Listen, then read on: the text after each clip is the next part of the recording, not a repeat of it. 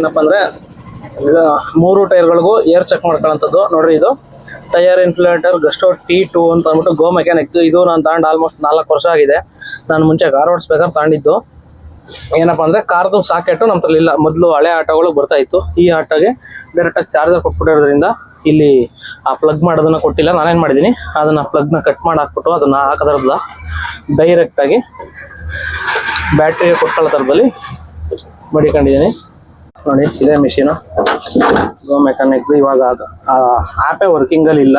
ಇದು ನಿಮಗೆ ಬೇರೆ ಎಲ್ಲರೂ ಸಿಕ್ಕಿದ್ರೆ ಅಥವಾ ಕಮ್ಮಿಗೆ ಒಳ್ಳೆ ಪ್ರಾಡಕ್ಟ್ ಇವಾಗ ಬಿಟ್ಟಿರ್ಬೋದು. 4 ವರ್ಷದ ಹಿಂದೆ ಅಂದರೆ ಈಗ ಇನ್ನೂ ಒಳ್ಳೊಳ್ಳೆ ಕ್ವಾಲಿಟಿ ಪ್ರಾಡಕ್ಟ್ ಬಂದಿರ್ಬೋದು. ನೋಡ್ಕೊಂಡು ತಗೊಳ್ಳಿ. ಈಗ ಅದನ್ನು ಕಟ್ ಮಾಡಿಬಿಟ್ಟು ಡೈರೆಕ್ಟ್ ವೈರ್ ಮಾಡ್ಕೊಂಡಿದ್ದೀನಲ್ಲ, ಅದಕ್ಕೆ ಏನು ಮಾಡಿದ್ದೀನಿ, ಫಸ್ಟ್ ಸತಿನೇ ಚೆಕ್ ಮಾಡಿದಾಗ ಮೈನಸ್ಗೆ ಒಂದು ಟೇಪ್ನ ಹೊಡೆದು ಮಡಿಕೊಂಬಿಟ್ಟಿದ್ದೀನಿ. ಇದು ಪ್ಲಸ್ಸು, ಇದು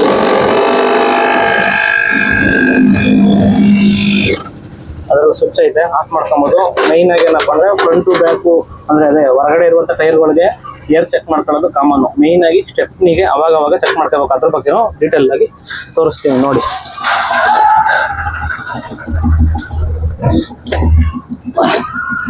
ನಿಮಗೆ ಇದರಲ್ಲೇ ಪ್ರತಿಯೊಂದು ಏರೋ ಇನ್ಫ್ಲೇಟರ್ ತಗೊಂಡ್ರೆ ಅದರ ಸೆಟ್ ಮಾಡ್ಕೊಳ್ಳೋದು ಬರುತ್ತೆ. ಈ ಕಡೆ ಪ್ಲಸ್ಸು, ಇದು ಮೈನಸ್ಸು, ಇದು ಮೋಡು.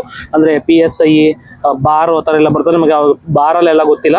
ನಮ್ಮ ಸೈಡಲ್ಲಿ ಬಂದು PSIಯಲ್ಲಿ ಇದು ಮಾಡೋದ್ರಿಂದಾಗಿ ನಾನು PSI ಸೆಲೆಕ್ಟ್ ಮಾಡ್ಕೊಂಡಿದ್ದೀನಿ. ನೋಡ್ಬೋದು. ಈಗ ಪ್ಲಸ್ಸು ಮೈನಸಲ್ಲಿ ನಾನು ಎಷ್ಟು ಇಟ್ಕೊತೀನಿ ಅಂದರೆ, ಫ್ರಂಟ್ಗೆ ನಾನು ಆ್ಯಕ್ಚುಲಾಗಿ ಜಾಸ್ತಿ ಇಡಲ್ಲ, 36 ಅಷ್ಟೇ ಇಡೋದು. ಏನಕ್ಕೆ ನಾನು 36 ಇಡ್ತೀನಿ, ಎಲ್ಲರೂ ಫ್ರಂಟ್ಗೆ ಹಿಂದಕ್ಕೆ 45, ಹಿಂದಕ್ಕೆ 40, ಫ್ರಂಟಿಗೆ 45 ಇಡ್ತಾರೆ. ಬಟ್ ನಾನು ಮಾತ್ರ ನೋಡಿ ಹಾಕ್ಬಿಟ್ಟು ಲಾಕ್ ಮಾಡೋದೆ. ಇದಕ್ಕೆ ಇಲ್ಲೊಂದು ಬಟನ್ ಐತಲ್ಲ, ಈ ಚಿಕ್ಕ ಬಟನ್ ಆನ್ ಮಾಡಿದ್ರೆ ನೋಡಿ ಎಷ್ಟೈತೆ ನೋಡಿದೆ, 34 ಐತೆ.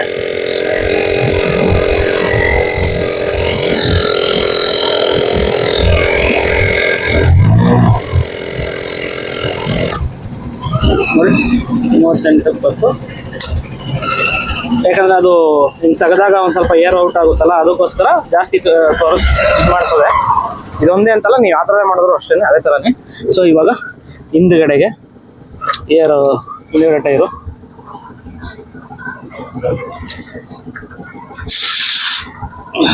ಚೆಕ್ ಮಾಡಿದೆ.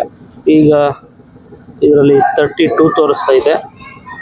ಇದಕ್ಕೆ ಅಂದರೆ ಇವಾಗ ನಮ್ಮ ಗಾಡೀಲಿ ಎಷ್ಟಿರೋದು ಅನ್ನೋದು ಫಸ್ಟ್ ತೋರಿಸಿದ್ದು.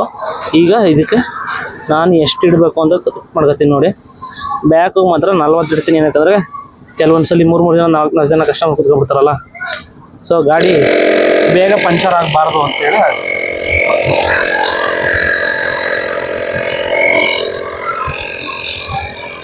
ನೋಡಿ. ಈ ವೈರ್ ಬಂದು ಬ್ಯಾಟ್ರಿ ಕೊಟ್ಕೊಂಡಿದ್ದೀನಿ. ಬ್ಯಾಟ್ರಿಯಿಂದ ಡೈರೆಕ್ಟಾಗಿ ಟೈರ್ಗೆ ಹಾಕಿದ್ದೀನಿ. ನೀವು ನೋಡ್ಬೋದು 37.5, 38 ತುಂಬಿತು.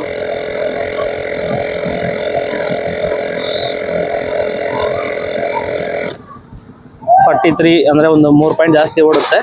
ಏನಕ್ಕೆ ಅಂದರೆ ಹಿಂಗೆ ತೆಗೆದಾಗ ಏರ್ ಔಟ್ ಆಗುತ್ತಲ್ಲ, ಅದಕ್ಕೋಸ್ಕರ.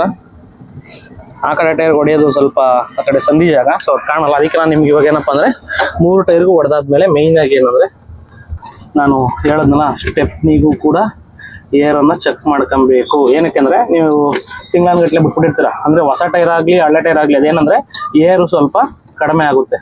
ಏನಾರು ಏರ್ ಕಮ್ಮಿ ಆಗೋಗಿದ್ರೆ, ಅದರಲ್ಲೂ ಪಂಚರ್ ಏನಾರು ಒಂದ್ಸಲ ಹಾಕ್ಸಿದ್ರಂತೂ ಆಟೋಮೆಟಿಕ್ಕಾಗಿ ಲೈಟಾಗಿ ಇಳಿಯುತ್ತೆ. ನೀವು ಚೆಕ್ ಮಾಡ್ಕೊಳ್ಳಿಲ್ಲ ಅಂದರೆ ನೀವು ನೆಕ್ಸ್ಟ್ ಎಲ್ಲ ಒಂದು ಗಾಡಿ ನಿಮ್ಮ ಗಾಡಿ ಪಂಚರ್ ಆಗುತ್ತೆ. ಆವಾಗ ನೀವು ಈ ಟೈರ್ನ ತೆಗೆದು ಹಾಕ್ತೀರಾ, ಆವಾಗ ಏನಾಗುತ್ತೆ, ಆ ಏರು ಇಲ್ಲೇ ಇರೋದ್ರಿಂದ ಮತ್ತೆ ಇದು ಕೂಡ ಬೇಗ ಪಂಚರ್ ಆಗಿಬಿಡುತ್ತೆ. ಅದಕ್ಕೆ ನೋಡಿ ಚೆಕ್ ಮಾಡ್ತೀನಿ ಇವಾಗ ಇದರಲ್ಲಿ ಎಷ್ಟು ಏರ್ ಇದೆ ಅಂತ ನೋಡೋಣ. ಎಷ್ಟೈತೆ ಏರು ಅಂತ. ಏರು ಫುಲ್ಲು ಇಳಿದೋಗೈತೆ ನೋಡಿ, 0 ತೋರಿಸ್ತೈತೆ, ಏರೇ ಇಲ್ಲ. ಏನಕ್ಕೆ ಅಂದರೆ ನನ್ನ ಟೈರ್ ನೋಡ್ಬೋದು ಬಾಲ್ಡ್ ಆಗಿದೆ, ಒಂದು 3 ಪಂಚರ್ ಆಗಿದೆ. ಸೊ ಏರ್ ಸ್ವಲ್ಪ ಇದಾಗ್ಬಿಟ್ಟಿದೆ.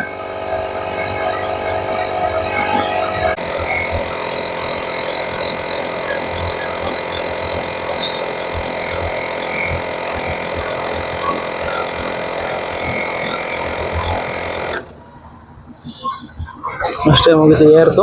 ಸೊ ಇದನ್ನು ತೆಗೆದು ಎತ್ತಿಡ್ತೀನಿ. ಸೊ ಇವಾಗ ಏರ್ ಮಿಷಿನ್ದು ಸ್ವಿಚ್ ಕೆಳಗಡೆಗೆ ಆಫ್ ಮಾಡ್ತೀನಿ.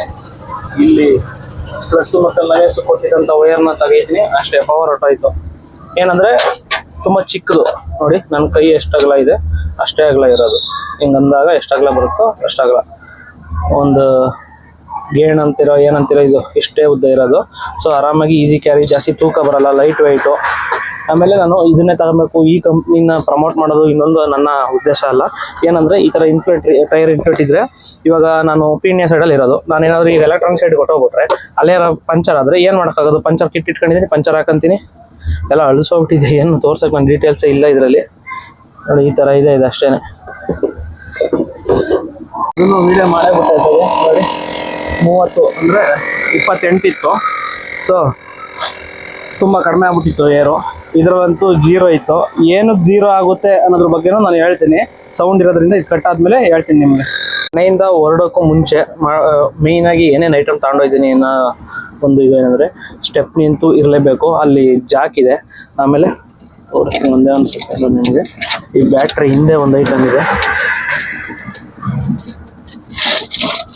ಇದೇನಪ್ಪ ಅಂದರೆ ಕ್ಲಚ್ ವೈಯರು ಅಂತ. ಗೇರ್ ಕೇಬಲ್ ಅಥವಾ ಕ್ಲಚ್ ಕೇಬಲ್ ಕಟ್ಟಾದಾಗ ಇದನ್ನ ಹಾಕೊಂಡು ಚೇಂಜ್ ಮಾಡ್ಕೊಂಬರ್ಬೋದು. ಇದ್ರ ಬಗ್ಗೆ ಯೂಟ್ಯೂಬಲ್ಲಿ ವೀಡಿಯೋ ಸಿಗ್ತವೆ ಹೆಂಗೆ ಚೇಂಜ್ ಮಾಡ್ಕೊಳ್ಳೋದು ಅಂತೇಳಿ. ಅದು ಮತ್ತೆ ಒಂದು ಸಣ್ಣದು ನಟ್ ಇರುತ್ತೆ. ಆ ನಟ್ಟು ಇಲ್ಲಿ ಡಬ್ದಲ್ಲಿ ಮಡಿಕೊಂಡಿದ್ದೀನಿ. ಆ್ಯಕ್ಚುಲಿ ಕೀ ಮನೇಲಿ ಮರ್ತ್ಕೊಂಡಿದ್ದೀನಿ. ಸೊ ವೀಡಿಯೋ ಕಂಪ್ಲೀಟ್ ಮಾಡ್ತೀನಿ. ಟೈರು, ಸ್ಟೆಪ್ನಿ, ಒಂದು ವೈಯರು. ಅದಾದಮೇಲೆ ಇದರಲ್ಲಿ ಏನಪ್ಪ ಅಂತಂದರೆ 16-17 ರಿಂಗು. ಒಂದೇ ಒಂದು ಸೆಕೆಂಡು ಅದನ್ನು ತೋರಿಸ್ತೀನಿ ನಿಮಗೆ.